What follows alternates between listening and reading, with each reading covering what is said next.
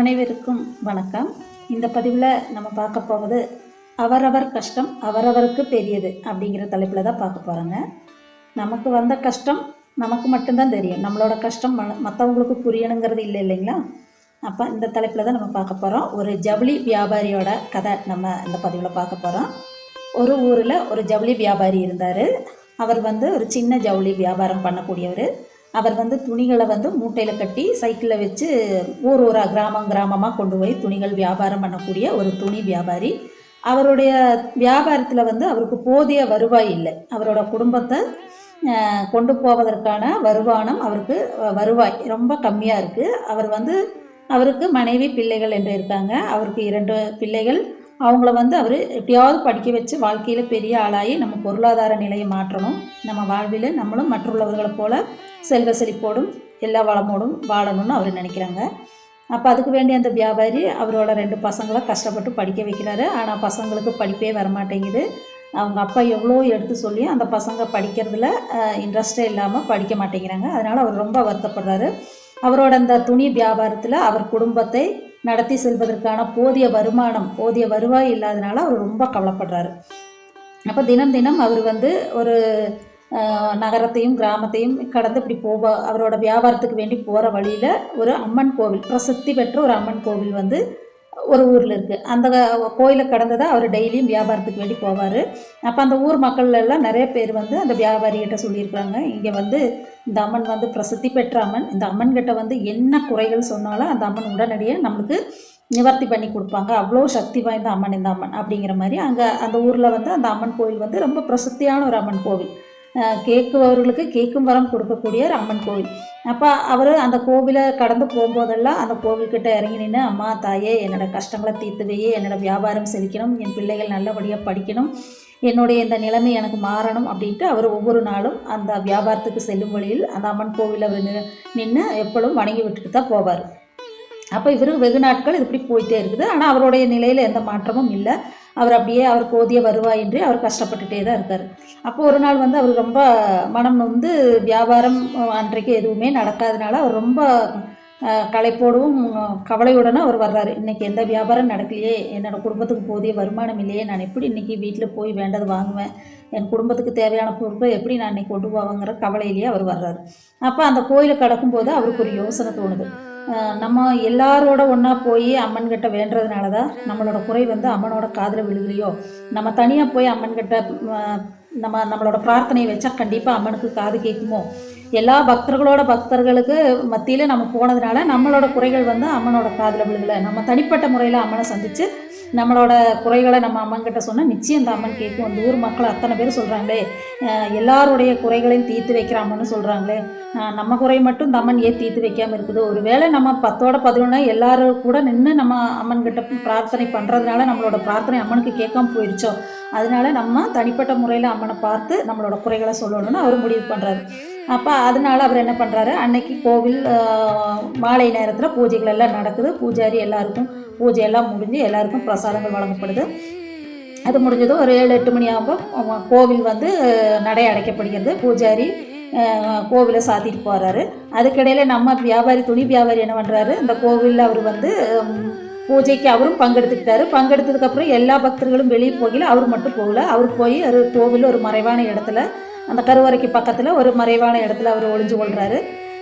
அப்போ அவரோட நினைப்பு என்னென்னு பார்த்தீங்கன்னா, நம்ம அம்மன் கருவறையில் இரவு கண்டிப்பாக வருவாங்க, கருவறையில் அவங்க காட்சி தருவாங்க, நம்ம அம்மன்கிட்ட நம்மளோட எல்லா கஷ்ட நஷ்டங்களும் நம்மளுக்கு வேண்டிய வரங்களையும் நம்ம வாங்கணும் அப்படின்னு அவர் ஐடியா பண்ணிவிட்டு அவர் அந்த யோசனையிலேயே அவர் வெகு நேரமாக முடிச்சுட்டே இருந்ததில் அவரை அறியாமல் அவர் வியாபாரம் செய்துட்டு வந்த களைப்பெல்லாம் இருக்குது இல்லைங்களா, அந்த களைப்பில் அவர் அப்படியே அங்கே கொஞ்சம் நேரம் தூங்கிடுறாரு.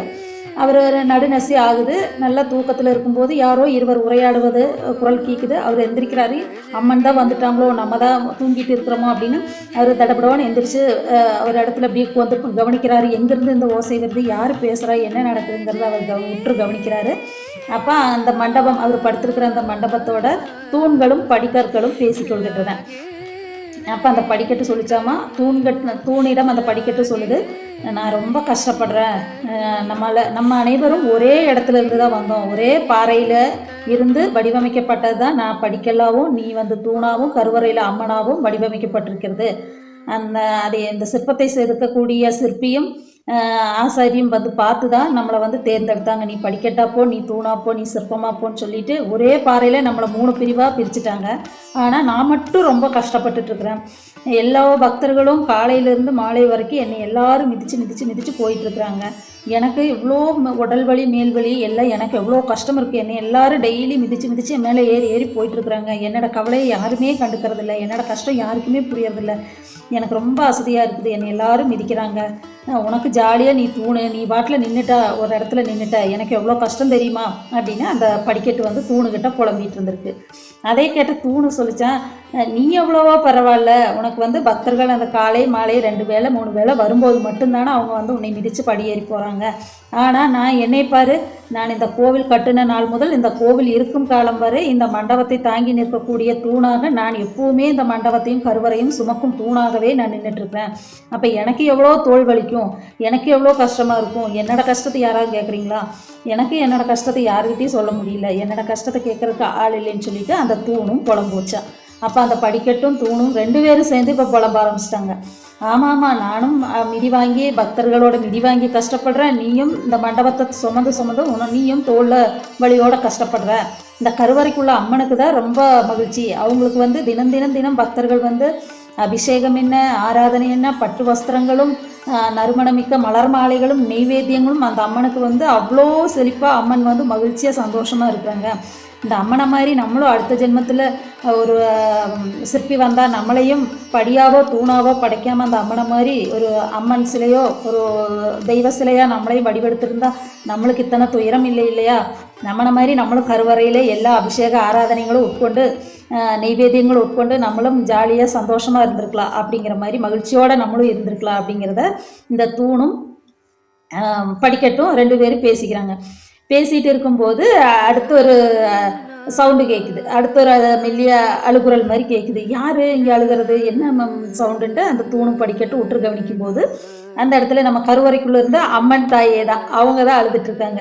அப்போ இந்த தூணும் படிக்கட்டும் சேர்ந்து சொல்கிறாங்க, அம்மன் தாயே நீங்கள் எதுக்கு அழுகிறீங்க, நாங்கள் தான் கஷ்ட காலத்துக்கு அழுதுட்டுருக்குறோம், எங்களை எல்லாரும் மிதிக்கிறாங்க, நான் இந்த மண்டபத்தை தாங்கி நின்றுட்டுருக்கேன், எனக்கும் மேல்வலி எனக்கு தோல்வலி, நாங்கள் புலம்பிகிட்ருக்குறோம் அழுதுட்டுருக்குறோம், நீங்கள் எதுக்கு அம்மன் தாயை அழுகிறீங்க, நீங்கள் இந்த ஊரையே காக்கக்கூடிய ரஷகன், நீங்கள் இந்த ஊரையே காக்கக்கூடிய அன்னை, உங்களுக்கு என்ன கஷ்டம், நீங்கள் அழுகிறீங்க அப்படின்னு சொல்லிட்டு இந்த தூணும் படிக்கட்டும் வந்து அன்னையை பார்த்து கேட்குது.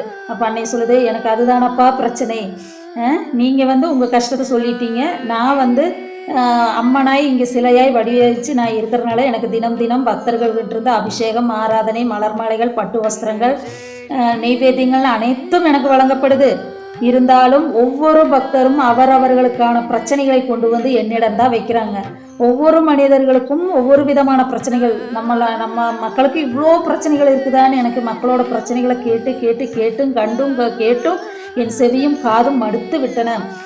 அவரவர் கர்மா பிரகாரம் அவரவர்களுக்கு நடக்க வேண்டிய விஷயங்கள் என்னால் தடுக்கவும் முடியாது. சில பக்தர்களுக்கு என்னால் செய்ய முடியும், சில பக்தர்களுக்கு என்னால் செய்ய முடியாது. அது அவரவர் விதி கர்மா பிரகாரம் நடப்பது தான் நடக்கும். அதை என்னால் அவர்களுக்கு சொல்லவும் முடியாமல் மெல்லவும் முடியாத அவஸ்தையில் நான் இருக்கப்பா. எனக்கு என்னுடைய பக்தர்களுக்கு வேண்டிய மாதிரி எனக்கு செய்யறதுக்கு சில சந்தர்ப்பங்களில் என்னால் முடியறதில்ல. அப்போ ஒவ்வொருத்தரோட கஷ்டங்கள் வந்து என்னிடம் சொல்ல என் பக்தர்களுடைய குறைகளை எனக்கு நிவர்த்தி பண்ண முடியலையேன்னு நான் வருத்தப்பட்டுருக்குறேன். எனக்கு இன்னொரு ஜென்மன் இருந்தால் இந்த சிலையாக மட்டும் நான் வரக்கூடாதுன்னு நான் கவலைப்பட்டுருக்குறேன். நீங்கள் எவ்வளவோ மேலே, உங்களுக்கு அந்த கொஞ்ச நேரத்தில் உங்களுக்கு உங்களோட பிரச்சனை முடிஞ்சுது. ஆனால் நான் இங்கே இருக்கிற வரைக்கும் பக்தர்களோட வந்து பிரச்சனைகளை நான் கேட்டு அவங்களுக்கு நான் நிவர்த்தி பண்ண முடிகிற பக்கம் பண்ண முடியாத இடத்துல எனக்கே பண்ண முடியாது. அந்த ஒரு இடத்துல இருக்கையில் பக்தர்களோட பிரச்சனை கேட்டு நான் எந்த அளவுக்கும் உடஞ்சி போயிருக்கிறேன்னு என்னோட சங்கடத்தை என்னோட கஷ்டத்தை நான் யாருக்கிட்ட போய் சொல்லி அழுக அப்படின்னு சொல்லி அந்த அம்மன் சாமி சொல்லி அழுதுச்சான். இவங்கெல்லாம் பேசிகிட்டு இருக்கிறத பார்த்த வியாபாரியும் நம்ம தான் பெருங்கஷ்டன்னு வந்தீங்க, அதை விட பெருங்கஷ்டமாக இருக்கே அப்படின்னு அவரும் உணர்ந்துட்டாராம். அந்த அவரோட சூழல் என்னங்கிறத அவர் உணர்ந்துட்டார். அப்போ அதனால மக்களை இந்த கதையிலேருந்து என்ன தெரியுதுன்னா, அவரவருக்கு வர வேண்டிய கஷ்டங்கள் அவரவர் தான் நிவர்த்தி செய்து கொள்ள வேண்டும். கடவுள் நம்மளுக்கு துணையாக இருப்பார், பெரியவங்களும் நம்மளுக்கு துணையாக இருப்பாங்க. இருந்தாலும் நம் வாழ்வில் வரக்கூடிய கஷ்ட நஷ்டங்களை நாம் தரணம் செய்து போவது தான் வாழ்க்கை அப்படிங்கிறத மற்றவங்களுக்கு இக்கரைக்கு அக்கறை பச்சை அப்படிங்கிற மாதிரி மற்றவங்களுக்கு நம்மளுடைய கஷ்டம் பார்த்தா சின்னதாக தெரியும், நமக்கு அடுத்தவர்களுடைய கஷ்டம் பார்த்தா சின்னதாக தெரியும்.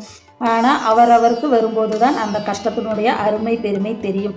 எவ்வளோ பெரிய எல்லா பாமர மக்களிலிருந்து அந்த இறைவன் வரைக்கும் அவரவர்களுக்கு உண்டான கஷ்டங்களும் துன்பங்களும் வேதனைகளும் நன்மைகளும் தீமைகளும் இருக்கத்தான் செய்யும். அதேபோல் நம்மளுடைய வாழ்க்கையிலும் நல்லதும் கெட்டதும் கஷ்டம் நஷ்டம் எல்லாம் ஒருங்கே இணைந்தது தான் வாழ்க்கை. இந்த வாழ்க்கையை நம்ம எந்த மாதிரி நம்ம எடுத்து போகிறோங்கிறதுல தான் நம்மளோட வாழ்க்கையோட வெற்றி இருக்குது. அதனால் மக்களே நீங்களும் புரிந்து எவ்வளோ கஷ்ட நஷ்டத்திலும் மனம் தளராது நம்மளுடைய புத்தி கூர்மையினால் நம்ம யோசித்து அடுத்த ஸ்டெப் எடுத்து போயிட்டே இருப்போம்.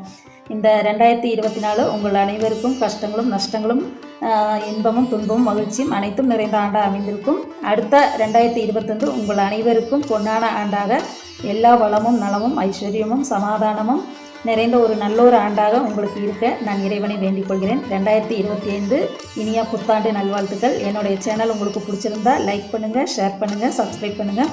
மீண்டும் உங்களுக்கு 2025 எந்த மாதிரி கதைகள் வேண்டும் என்பதையும் உங்களுடைய கருத்துக்களை கமெண்ட் பாக்ஸில் போடுங்க. உங்களுக்கு நீதி கதைகள் வேணுமா, இது மாதிரி குட்டி குட்டி சின்ன கதைகள் வேணுமா, எந்த மாதிரி கதைகள் உங்களுக்கு வேண்டும் என்பதை உங்களுடைய அபிப்பிராயத்தை தெரியுங்க.